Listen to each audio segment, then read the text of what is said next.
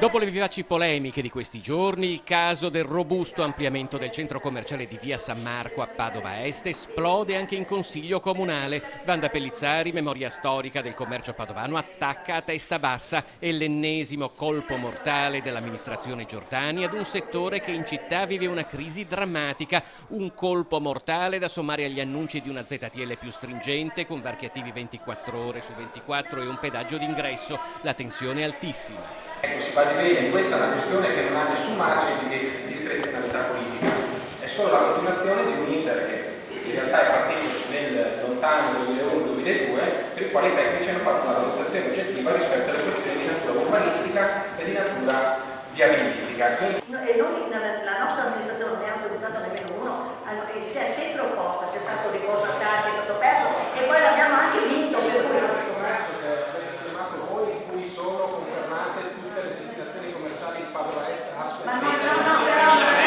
E questo è solo il primo round di una vicenda che è destinata a scatenare ulteriori scontri e polemiche. Le associazioni di categoria dei commercianti protestano. È un comparto che dopo la crisi si sente vittima anche di una politica che non offre risposte, ma secondo gli affondi più severi crea addirittura nuovi problemi. Uno scontro e una protesta destinati a proseguire.